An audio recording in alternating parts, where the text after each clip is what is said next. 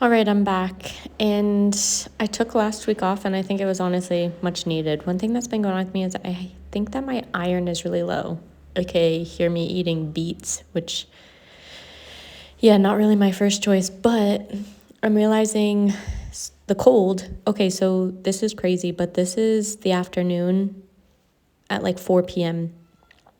And then the next day, look what we woke up to. It was like a winter wonderland here in Bede, and I guess it hadn't snowed here in like 25 years, so it was really cool to be able to experience that. But I think with my iron being so low, the cold is just like it's taking everything out of me. Like I have no energy, and this is just not like me. Like normally I do yoga regularly and I go for walks every day, and I just have been literally like hibernating.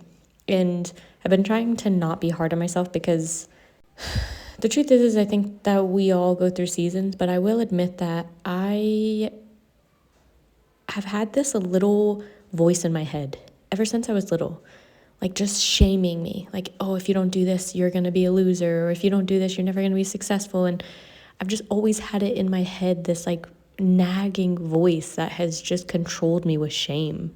And I would say over the last 6 months, I've really been dropping that, which sounds literally incredible. And I know it's incredible.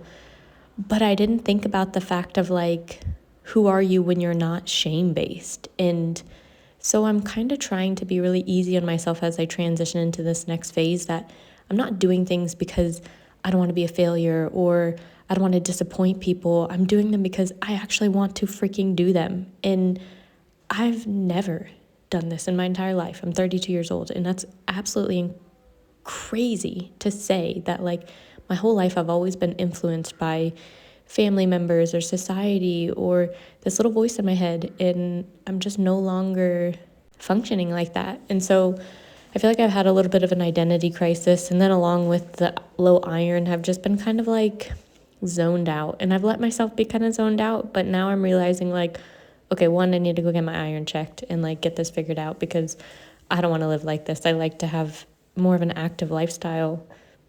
I like to go out and explore. Like, this is me just walking around. If you asked me what my favorite activity were to be, it'd be this. Just like walking around and exploring places and just like being with myself.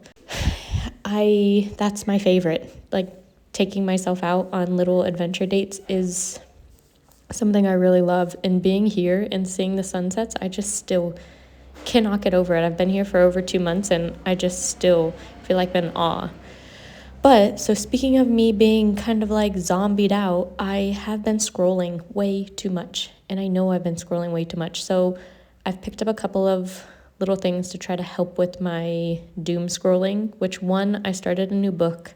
I'm reading The Artist's Way, and oh my gosh, this book is incredible. I'm just still like in the very beginning, but I've implemented the morning journals, and oof, I know it came at the perfect time, because me like phasing out of this shame-based, I feel like every morning when I write, I may not want to get up and write, but it's like unblocking parts of my brain that I don't think have been online for a long time. And it has been kind of helping me reconnect with like more of my creative side, which is crazy, but that's like her whole intention about the morning journals, which I used to be like an avid journaler when I was a kid. Like I had such big emotions that I didn't have anyone to talk to, and I didn't really have people that I felt safe with, so I would journal. And oh my gosh, I'm sure if like adult Michelene read